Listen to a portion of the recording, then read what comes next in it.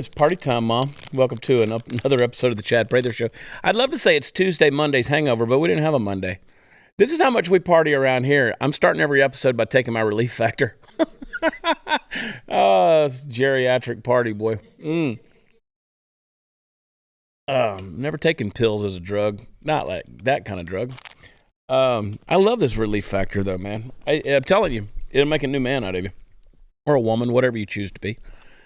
Boy, there's a lot to get into. I had a great weekend. Thank you for letting me take a day off yesterday. Guys, did y'all have to work yesterday? Did y'all have to do stuff? Yesterday? Yeah. No. Yeah, no. Y'all looked all nervous when I asked that question. Yeah, Kayla had to come in because she's got to run the place. I was off yesterday. You were off yesterday? All right. I had to take it off, but I was off. I haven't slowed down in like 6 weeks.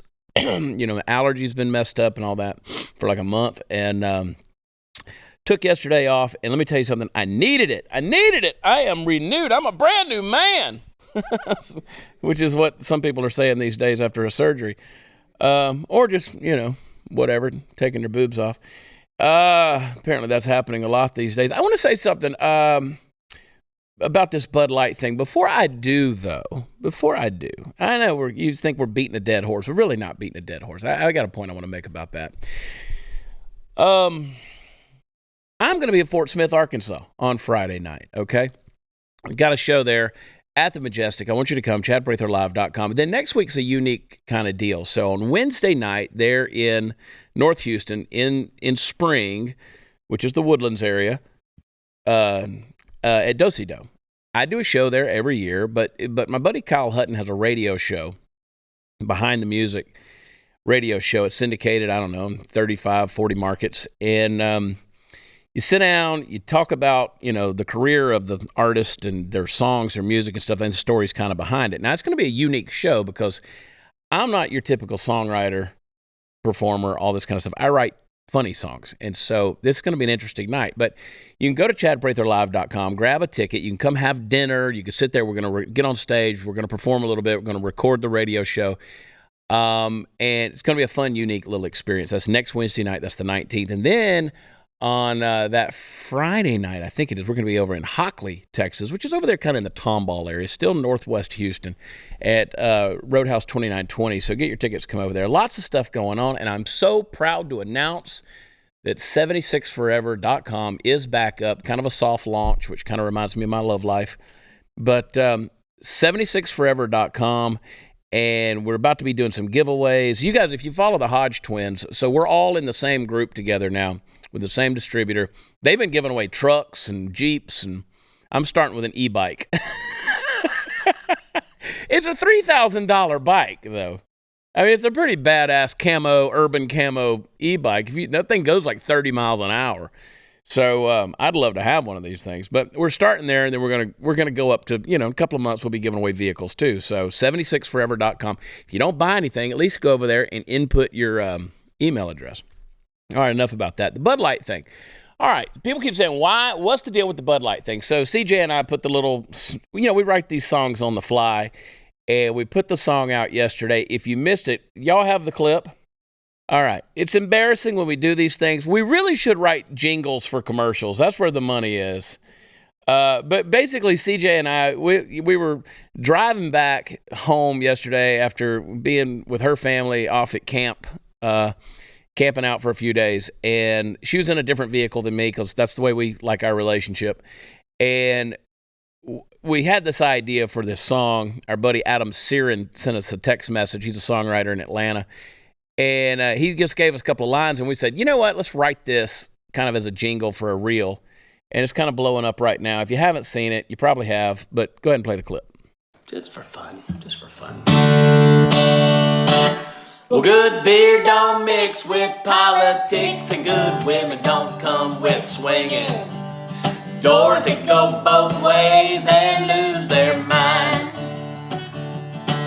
Budweiser, you won't be missed. Yeah, I guess it's Miller time. I wanna have a cold one with the boys, not pretenders. My happy hour should not require me to think of all your genders. Well, good beer don't mix and good women don't come with swinging. Doors that go both ways and lose their mind. Budweiser, you won't be missed. Yeah, I guess it's Miller time. Budweiser. All right, that's Budweiser, you won't. all right. So we did that deal. And of course, when you do a video like that, and we knew going into the thing, so, well, you know, if you talk about Miller, you can do a play on the old phrase, it's Miller time, which was their deal forever. There are going to be people who say, well, Miller has had their little pride things too. And they have. We know that. We understand that. Every major corporation in America has had their pride thing, their LGBT initiatives for their corporate deal. We don't care about that. It has never been about that. Listen, we've never come out and said, oh, we have this huge issue with the LGBT community, whatever. What Bud Light did was completely and wholly different than any of that stuff. When they came out and said, we're going to honor a guy who is celebrating his 365th day, his 1-year anniversary of being a woman, that, by the very definition of the word, is exploitation of women, okay? And then the VP of marketing came out and gave her reason of why it was important for them to do that, because they wanted to get away from this, inappropriate humor that they've used in marketing and advertising in years past. And they wanted to get away from the frat boy image. I mean, really, seriously, really, you are a cheap, watered down party beer, and that's what you want to get away from. I mean, you want to suddenly become sophisticated. I mean, I don't think that dude parading around as a woman is drinking a whole lot of Bud Light anyway. Maybe a few seltzers and some champagne, maybe a nice rosé out of a box when he's really dumbing it down. But I don't think Bud Light is your target audience. That's not your target audience for Bud Light, okay? So that's why, it hit at the perfect time. The perfect time being right after the tragedy that happened in Nashville, and you know the details surrounding that. And then all of the other stuff that's coming out where there's just been this attack on women, not to mention the engagement that we've had with the people with, including children in this nonsense. And I think people just absolutely had enough. They had enough. And they were like, you know what? I'll tell you what, we're going to make an example out of Bud Light. And we're going to show to you what we can do. And I think their profit margin or their profit has dropped by like $4 billion in a week. I don't know about you guys. That's a lot of money in a week. I mean, I know every time I lose like $1 billion, I wake up and take notice of it, Now, will Bud Light be okay? Yeah, they'll be okay. Anheuser-Busch is going to be just fine. They'll weather through this just like Nike's weathered through everything, just like the NFL has weathered through the boycotts and all this kind of stuff. And for the record, you've never heard me. You have not heard me. I mean, maybe some obscure time you can go out and find some weird clip of me saying the word, but I don't think I've ever used the word boycott for anybody because I don't believe in it. If you don't want something, don't use it. But to those of you who say we're triggered by a beer can that has a guy's face on it dressed like a woman, I will remind you that y'all were the ones who were all up in arms over Mrs. Butterworth and Aunt Jemima. I mean, you literally erased a black woman off of a syrup bottle, I mean, our buddy Terrence Williams, he gets canceled for Cousin T's pancake batter because they say it's racist. It's got his freaking face on the box. That's how insane that is. But then again, the fact checkers are stupid. I got fact checked this morning on Twitter because I said there's an extreme leftist group out there that says that teaching your children about Santa Claus can do irreparable damage, but teaching them that men can get pregnant, ... I literally got fact checked over a Santa Claus tweet. I'll let y'all roll that one around in your head there for a little while. So, point being, it hit at the perfect time, and that's why the pushback on the Bud Light deal. Now, I've kind of at a point now where I can go, I'm at a crossroads. I can diverge one of two ways. I can just forget it, bury my head in the sand, and leave it all alone. But I think you guys know by now I'm not that guy. And the more of this crap I see, the more I want to call it out. Because, again, we saw that Riley Gaines, who, of course, is the collegiate swimmer who lost to William Thomas, who identified as Leah Thomas, it spoke at a Turning Point event the other day and got assaulted by a mob. I mean, she got hit by a man dressed like a woman. Now, let's just reverse the roles here for a second. Let's say a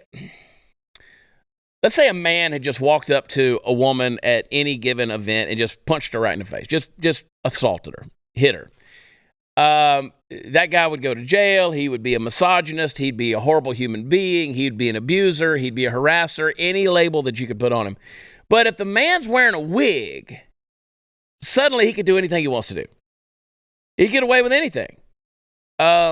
We saw where just this past week where a boxer, an MMA fighter, identifying as a woman, got in the ring and won the match against a biological female in 39 seconds. 39 seconds. And didn't just win, cracked her skull.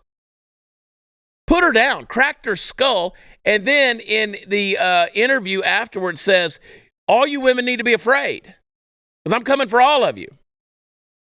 At what point in time do you say that's enough? Like, we're abusing women. You're exploiting women by, one, pretending to be one, and now you're getting off the hook in abusing women because you identify as one. That's bullshit. That's not a reality. That's not the world we live in.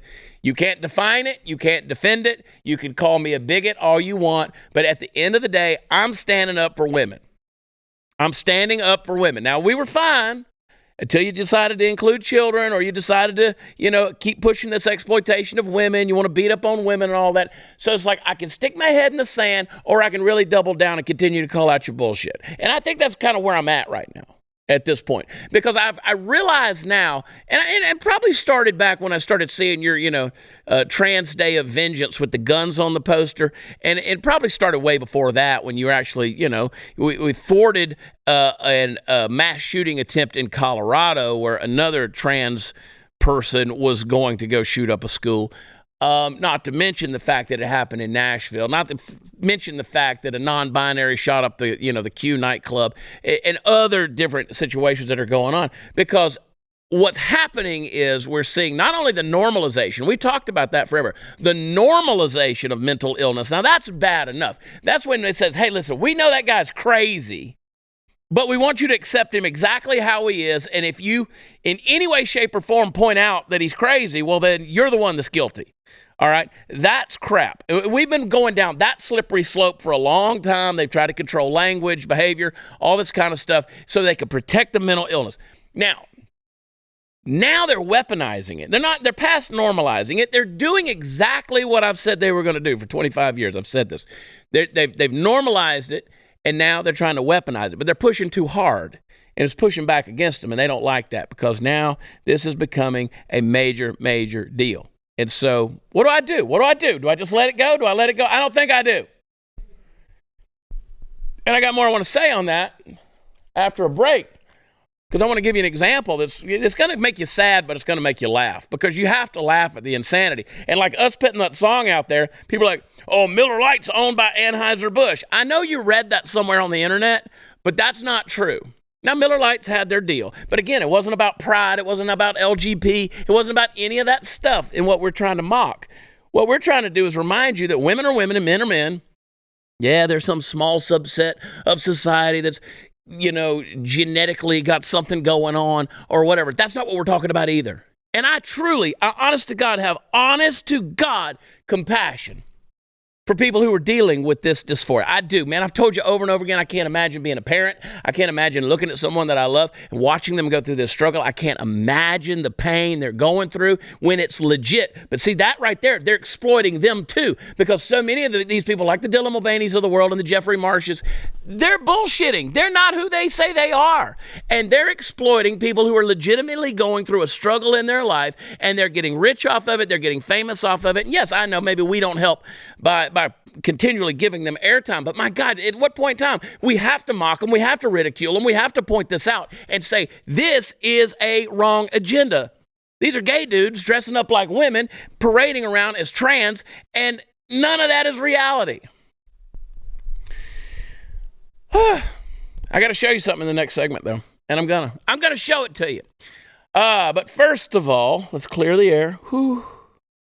Clear the air, and I want to talk to you about my buddies over at Bareel Buddy. Bareel Buddy. See, I can talk about guns because I don't put guns on like my show posters or anything. It says, "Come get some." Now we might say, "Come and take it," you know. But we don't talk about the Chad Day of Vengeance. FBI watch list right there. I use the word Chad. We'll talk about more of that later. But my friends over at Bareel Buddy, just necessity being the mother of invention, they came up with a really cool deal, man. Cleaning a gun sucks. It really does. It's a dirty job. I hate taking the gun apart. I hate having to deal with the messy patches and dragging the rope through there. You know, and sometimes that rope hides the dirt and it doesn't get everything out of there. It's not good enough. So Bareel Buddy's a whole lot better. So what it does is the plastic, it compresses to fill the interior of the gun's barrel, and it's going to clean the rifling grooves that are inside the barrel, and it's going to come in about 7 different sizes. So, this is if you look at the pack, it's got different sizes of your barrel, the caliber of your barrel that this one's going to fit. So you might buy one bag, and like this one's a 357, a 9mm, a 380, a 38, 10mm, and a 40, all in one bag right there, all one size Bareel Buddy. And so it's going to scrub, it's going to collect the particulates, it's going to absorb any of the remaining residue, it's going to buff the interior of the surface of your barrel clean, and you can even lubricate the firearm while you're cleaning. So you got to clean your gun. If you're going to be a responsible gun owner, you got to clean it. This is a cool concept, man, and it'll help you take care of your firearm. So I want you to get some today. I want you to go to bareelbuddy.com today. Get a couple of packs. That's bareelbuddy.com, and we'll be right back.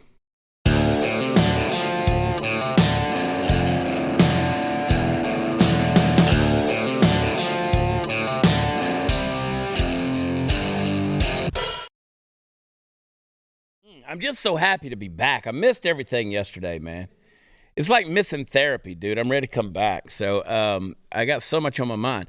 I am excited, though. I am very, genuinely excited about tomorrow night's episode because my very dear friend, my spiritual father, my mentor, you know how every now and then, guys, when people say, we like this part of Chad, like when I'll do the chalkboard talking about the stuff last week, or we'll get into the Bible study or something, like people we like this side of Chad. The stuff that you get, that's my friend Wade Trimmer. That's his influence in my life. I've traveled all over the world with him. He's a guy who's known me since I was a baby. He was my parents' pastor. He was my pastor. I worked on his staff for a number of years, and I texted him. I said, dude, this is long overdue. If you'll get on an airplane and you'll fly to Texas, I'll pay for your first-class trip to come in here, pick you up at the airport. I want you to come in here. He said, absolutely be honored to do it, and he's an amazing human being with so much wisdom and insight. I can't wait for you guys to meet him. You've heard me talk about him over the years. But we're going to do tomorrow night's episode, and then we're going to sit down. I think we're going to do a couple of overtime segments together. Because once we get talking, we'll get going, and it'll be enough for a couple of weeks of overtimes that we'll use. But anyway, Wade Trimmer's going to be with me tomorrow night, and I'm telling you, I am his mini-me. And I'm thankful. I can't wait to spend time with him, and I just really, really look forward to it. So, Fred Rogers was a prophet. I mean, y'all remember Mr. Rogers, right? I mean, Mr. Rogers would come out and sing his silly little songs. I can remember as a kid even making fun of Mr. Rogers because I thought he was kind of goofy. And he was. That was the point, because he was so ahead of his time with the messaging. And he saw things that were coming. He saw what was happening in the world. He was able to kind of read the trends and look forward. I'm going to toot my own horn here when I say that 30 years ago, I was talking then in front of crowds of people, it's documented, about the dangers of postmodernism and us coming into a reality where you could just create your own reality and be whatever you wanted to be. I talked about this 25, 30 years ago. And when I was in my early 20s, and Fred Rogers was another one. And you got this montage of clips here. This is worth watching. I mean, this is Mr. Rogers' neighborhood right here. Listen to what he's saying. And this would get him canceled. This is next level, Dave Chappelle. On PBS. Play the clip. Some are fancy on the outside. Some are fancy on the inside. Yes, sir, everybody's fancy, everybody's fine. Your body's fancy, and so is mine. Boys are boys from the beginning. If you were born a boy, you stay a boy. Girls are girls right from the start. When you're born a girl baby, you grow up to be a bigger girl and then a woman. Everybody's fancy, everybody's fine. Your body's fancy, and so is mine. Only girls can grow up to be the mummies. What? Only boys can grow up to be the daddy. What? Everybody's fancy, everybody's fine. Your body's fancy, and so is mine. I think you're a special person, and I like your ins and outsides. Everybody's fancy, everybody's fine. Your body's fancy, and so is mine. True. Now, that was from 1968 to 1991. That was a montage. That's how he sang that song for that long. I mean, at least every week he was doing it. And which gives me an inspirational idea. I really want to do a Mr. Rogers sketch. I want to do it. I want to do an updated Mr. Rogers just based, which I don't know if I can say that word. That's on the FBI You're watch on a list now. We'll talk about that You're later. on a list. Yeah. And you were saying, Chris, when he went on the Tonight Show and was interviewed by Johnny Carson, everybody laughed. Yeah, and it was fascinating to see Mr. Rogers explain why he sings this song to preschoolers, because he said, you know, people have a want to change their gender. Everybody started to laugh like, Yeah. what are you talking about? Like, Yeah. That's wild. Yeah, and it's gone from this whole see here's why this is dangerous. This is why it's dangerous as a philosophy, okay? Because it set aside the biology and the science, just as a philosophy. Because what we're seeing happen here is we've had people who have gone through their punk phases or their emo phases or their, I don't know, furry phases, whatever. Go through your Dungeons and Dragons phase. I don't know. Where you're trying to be something else. You're goth, right? Let's put an extra earring somewhere in our face. And, you know, you go through these phases where you want to be something. That happens in life, you know? Happens in life. But this is sort of that way. It's a trend in a big way that I'm seeing more and more of these people are saying, well, I'm gonna identify as another gender. Now, that's not gender dysphoria. That's not what that is. That is not transgenderism. That is trend genderism. I just coined a term right there. That is trend genderism. It's not transgenderism, it's trend genderism. And the trend is, I want to be somebody I'm not. And so now they're trying to play this up, and they're embracing it because they're saying this is a bigger part of our population than it really is. So when Karine Jean-Pierre comes on and says, oh, this affects hundreds of thousands of kids because they're talking about gender mutilation, they're talking about getting your breast cut off, they're talking about hormone therapies, they're talking about chemical castrations. They're justifying these things for children because this is a wrong way of looking at statistic population. Again, this is trend genderism. It's not transgenderism. Transgenderism, you need to feel very sorry for. That is a dilemma that some people go through. A very minor part of America, a very minor part of the world goes through it. But again, I know it's trend genderism because it's only happening to white kids.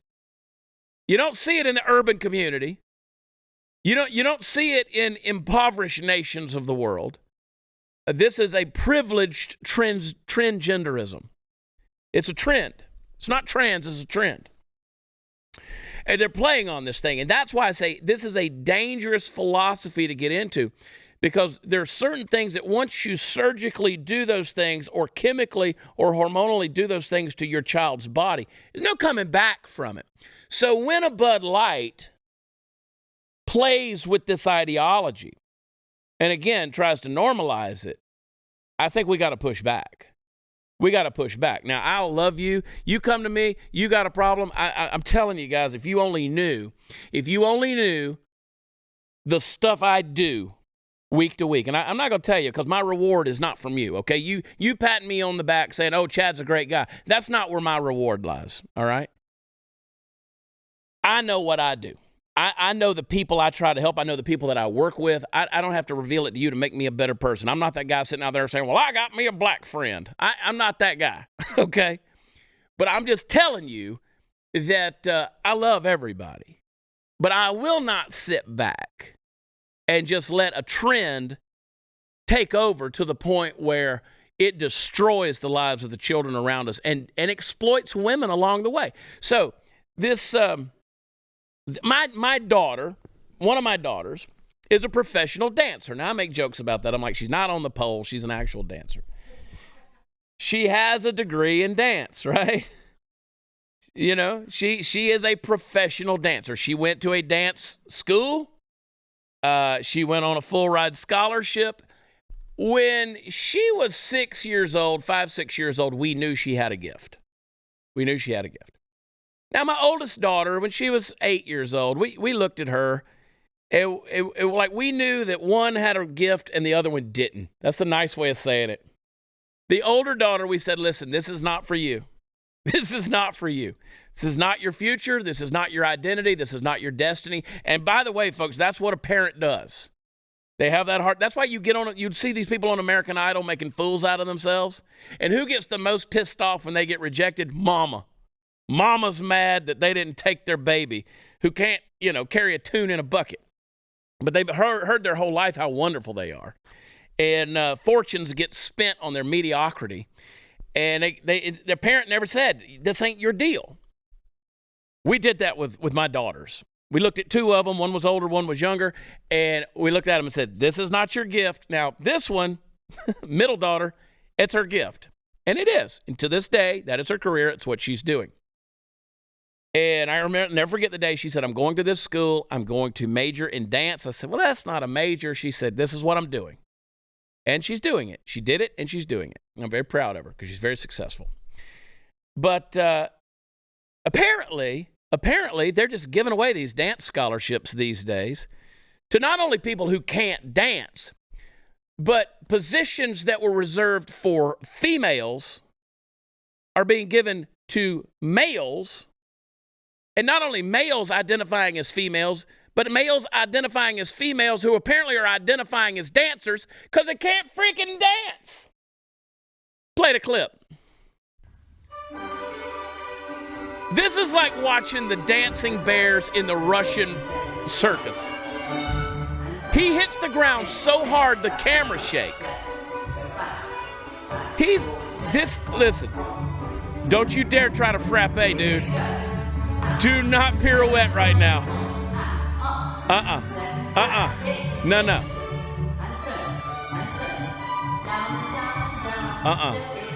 So this is a guy with still got a bulge. Still got a bulge. Yeah. When you hit the ground dancing like that, you're not supposed to shake the room, all right? So this person who obviously is a biological male took a woman's spot. Again, that is the exploitation of women. Took a female spot. This is affirmative action for transgenders is what this is.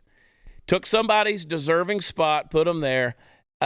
This is Leah Thomas / William Thomas all over again, except in the dancing world. And that there was nothing graceful about that. There was nothing ballet about that. There was nothing light and airy about that. The thing about ballet is, especially point ballet, and I do know a little something about these things after all these years. You're literally supposed to look like you're not touching the ground. Yeah, you're supposed to look like you're not touching the ground. Well, he was shaking the freaking room. He's like a dancing bear. God, I wish that guy was Russian. I just would love to see that guy. All right, relief factor. Let's talk about it. You got to have that pain from time to time, but you don't. You don't have to have the pain. You don't have to live with it. We get older, we pay taxes, we experience death, and your body falls apart. Listen, don't sustain the pain. Don't just deal with it. Don't just try to move forward. Sometimes it gets to a point where you can't move forward, and I've been there. I've walked with a walker. I've been in a wheelchair trying to get through the airport. Trust me. The pain, it'll come back. And day after day, month after month, it fills your world. It takes your joy away. You can't do anything. I went hiking this weekend. I don't hike.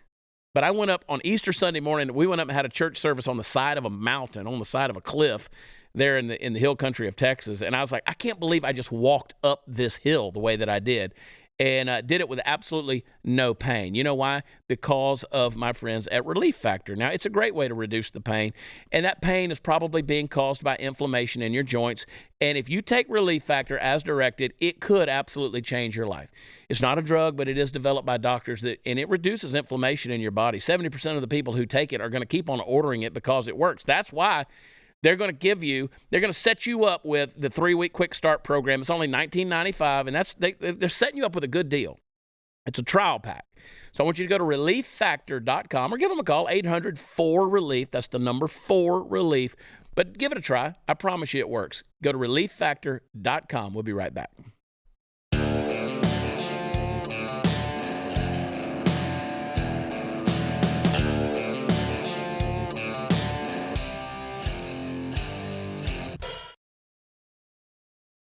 All right. I'm back. I got to wax eloquent, or at least attempt to. Where do we start on this deal? Okay.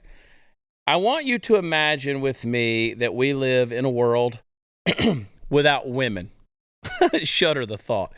Maybe close your eyes for a minute and just picture a world without women. First of all, there's probably deafening silence. You could feel your wallet getting a little bit thicker. You can imagine a highway system that is far safer. If so, how dare you engage in such stereotyping like that against women? Me personally, I would never stoop to such a level in my personal life, and I will not be party to it on this show. Although I do think we have to admit that a world without women would be a lot quieter. Oh, yes, it would. All right, let's sit for a moment in the dust and the ash of a as yet nascent world in which the shifting of the dominant paradigm that we've talked about so many times on this show has now rolled the world like a boulder over the female sex, flattening it in a fit of rage against the immutable nature of nature itself. So let's mourn for the tumescent rise of the world's newest and most disingenuous form of misogyny as it eclipses chromosomes and characteristics and even emotional states. Make no mistake, guys, a war is being conducted against the concept of gender itself, and women are and will continue to be its most dire casualties. Now, I know that you know this. You'd have a hard time watching this show and not picking up on that fact every once in a while. I mean, we talk about it just pretty much every day at this point. But do you truly internalize the scope to which this disproportionately harming women and girls in the world? It is. And there's a few examples just off the top of my head. So back in October 2021, Rachel Levine became the first woman ever promoted to the rank of 4-star admiral in the U.S. Public Health Service Commission Corps. Caitlyn Jenner, all right, not only graced the cover of Vanity Fair magazine in seductive lingerie, but was also named Glamour magazine's Woman of the Year in 2015. 220-pound Hannah Mountsie overpowered other women, real women, in both Australian rules football and on the national handball team. Laurel Hubbard made history as the first transgender woman to compete in Olympic weightlifting. Aaliyah Thomas won the 200-meter freestyle by nearly 8 seconds, the 500-meter by over 12 seconds, and the 1,650-meter freestyle by 38 seconds, over half a minute. I mean, 2 of those were the best times in the nation, and that's just the stuff that hurts feelings, folks.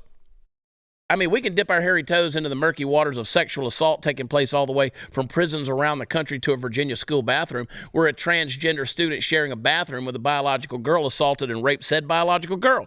The list of examples goes on and on and on and on, and it's only going to continue to grow as time goes on. And us men, I mean, we're okay mostly. Women dressed as dudes aren't breaking into our sports and trying to beat us at them because, frankly, they just can't. And hey, any woman who can tackle a linebacker successfully, welcome to the team. You go, girl. Give that girl a uniform, whatever number she wants. Now, just about the only thing we have to worry about is accidentally hooking up with a tranny some fine night when an assload of booze combines with a heightened propensity for making bad decisions. That's bad enough. But the truth is that the consequences of this movement in history are far worse on women. And guess what? As men, it's our duty to protect women, right? Is it not? I mean, if a blind collective entity is pushing us nonstop towards the kind of cliff over which one entire gender stands to tumble, should we not, as men, rise to the occasion and defend the fairer sex? I believe we should. It's something to think about. You know, when you're done fantasizing about how peaceful things could be otherwise, folks, they're not. They are not peaceful. They're not. I could go on. But then again, the Dalai Lama, I would say a lot of things if the Dalai Lama wasn't sucking on my tongue. I got to tell that story. So we got a little group text, for the show. And Josh Jennings, who contributes to the show with some writing, he had this idea. We'll kick around ideas for monologues and things to talk about. He brought up an example using something the Dalai Lama said. And I said, bro, do you even read the headlines? Do you even read the news? He was like, what? I sent him that thing of the Dalai Lama telling the boy, and it's not funny, man. It's just horrible. I mean, you have to laugh at how stupid this world has become. The Dalai Lama telling a young boy to suck on his tongue. I mean, there it is in plain sight. It's right there. There it is. He tells the boy to give him a kiss, and then he says, suck on my tongue. Now, he's doing that in public. They're not even hiding it anymore. What's he been doing in private? What's he doing in private? That's what I want to know. And listen, I don't care if it's the Dalai Lama. I don't care if it's the Pope. I don't care if it's the priest. I don't care if it's the youth pastor. I don't care who in the hell it is that have set themselves up in a position of authority to influence children. You do this kind of stuff with a kid, wood chipper, wood chipper, wood chipper. I hope his eternal spirit sprays out across the Tibetan Himalayas. And Nepal is blessed by the effervescent presence of his atmospheric blood splatter as he comes out of the other side of the wood chipper. The man does not deserve to breathe free air. But watch. Watch what happens. They'll bury it. They will bury the shit out of this, man. That grown-ass old mother just told that kid to suck on his tongue. And then he comes out and apologizes, which means you're guilty. He said, we're just funning about. We're just goofing around, having a good time. Well, should we go feet first or head first into the wood chipper? Because that, for me, that's fun. I like that idea. And Chad, some people were saying that it was not what we think it was. He sucked on his tongue. But someone else brought up a good point. Back in the old days, the way a certain type of Chinese people will show they were slaves were by sticking their tongue out. Yeah. So let's say he was not trying to be a pedophile-like person. Was he trying to say that, hey, show me your tongue because you're a slave to me? Yeah. He told him to suck on his tongue. I don't live in those days. Those traditions are dead. The Dalai Lama is 87 years old. He's been around for a long time. He knows those traditions are dead.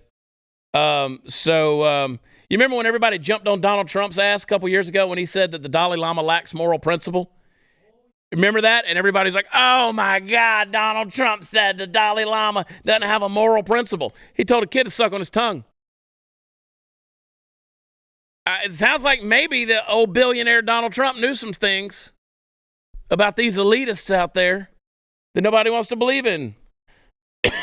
Yeah. His Holiness often teases people he meets in an innocent and truly playful way. Even in public before cameras, he regrets the incident. Let me tell you something, you old asshole. You stick your crotchety, wrinkled-ass tongue out in front of me and tell me to suck on it? I have never walked up to somebody at a bar. I don't care how hammered drunk I've been at a singles bar, at a honky-tonk, at a dance hall. I have never walked up to another human being and said, here, suck on my tongue. 87. That has to be the wildest excuse, right? Just to be like, literally, you're on video, sticking out your tongue. And they're like, no, look, you got to understand. Yeah. His Holiness was just having a laugh. That's how we goof in the Buddhist temples. Yeah. I cut it off. That's how I goof. I cut everything that sticks off of your body off. I cut it all off. Cut your pecker off. You're not using it, right? Just like the Pope came out last week and said that sex is a beautiful thing. How does the Pope know? That's a good question. How does he the Pope know? Yeah. That's like asking me what it's like to dunk a basketball. Now, at least when like the priests get exposed, the Pope isn't like, they were just a fooling, nothing to see. They're goofing, they're goofing, la la la la la la la. It's just good boys being boys. To the boys, to being the boys. Yeah, the appropriate response is the Dalai Lama had a senior moment and said something horrific. Yeah, I mean, he pulled a George H.W. Bush and pinched somebody on the ass.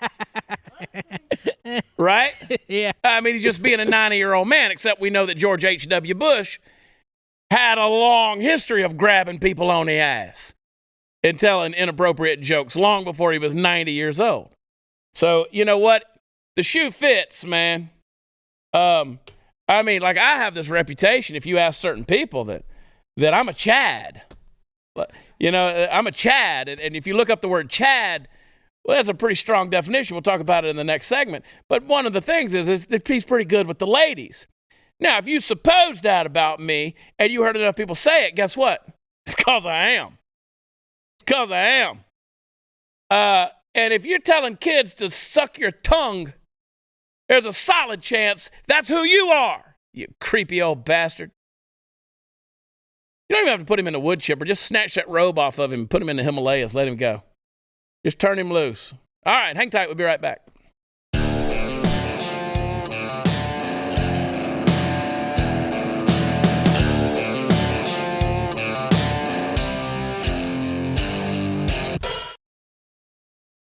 Now, every year they come out with this from the Office of the Director of National Intelligence. This is FBI.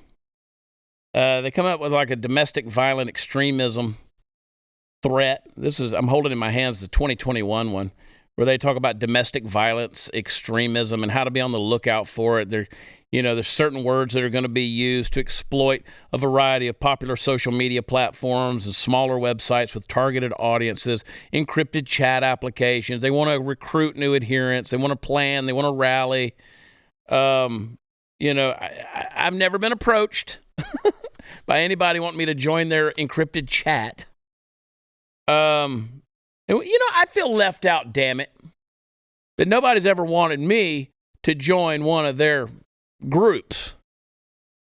So they have categories of domestic violent extremists, the radically or ethnically motivated violent extremists, animal rights people, the abortion-related violent extremists, anti-government, anti-authority violent extremists, all other domestic terrorism threats. But they have a list of words, man.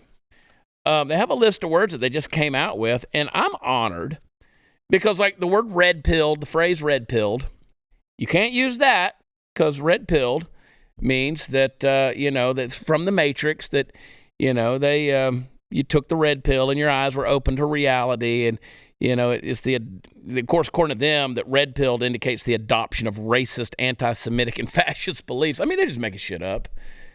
Just making shit up. There's based. You can't say based because that's an extremist word, which means, refers to somebody that's been converted to racist ideology or as a way of indicating ideological agreement. Again, you're just making this stuff up. Just making this stuff up. That's not at all what that phrase means. Based to me means you're willing to throw off this threat of this cultural norm of wanting to cancel you or deplatform you, and you're just, by God, going to say whatever you want to say no matter what. And when you tell the truth, that's pretty based. That's my understanding of it. Am I wrong on that, Brandon? I mean, I hate the word base because I think it's gay, but yeah, that's a pretty accurate description of it. Yeah.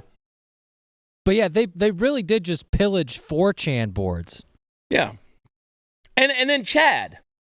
Mm-hmm. I sent you guys this screenshot of the tweet, and Chris goes, "Oh, bro, you're screwed."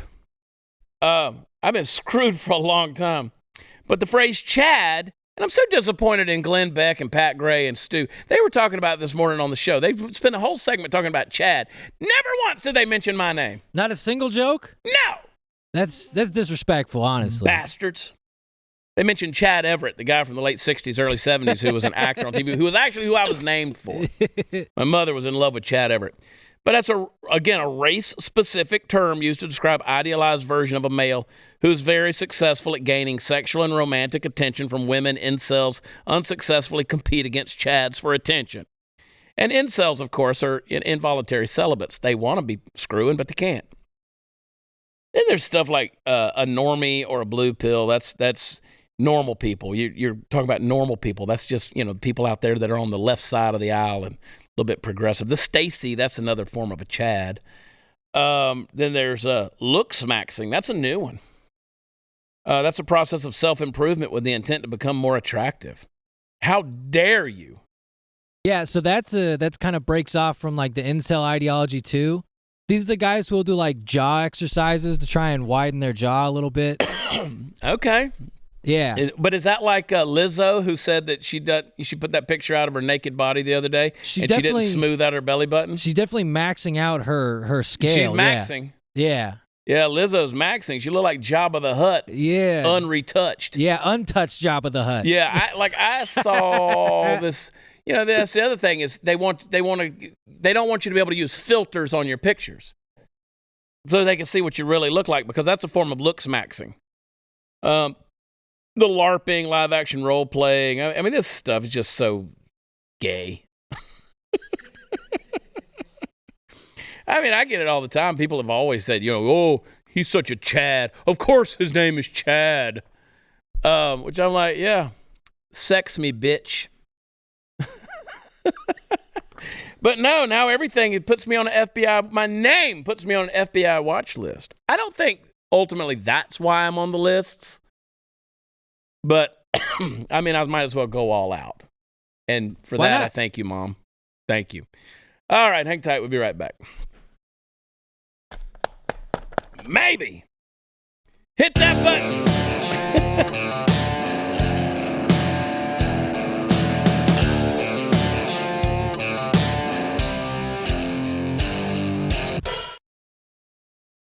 All right, come up off that wallet. Go to ChadPratherLive.com and check me out, Fort Smith, Arkansas. Then going to be in Spring, Texas next Wednesday night doing the radio show. Come out, get dinner and hang out and have a couple of drinks with us. It's going to be a fun night. And then going to be in Hockley, Texas as well, Roadhouse 2920. 76forever.com is the new site. Check it out. And go over to chatonblaze.com and check out some of the stuff we got there. And don't forget, subscribe, blazetv.com/Chad. Use promo code Chad. Save on annual subscription. I don't want you to miss these overtimes. And tomorrow night with Wade Trimmer, my special guest. We will see you then. We love you. God bless you. Bye.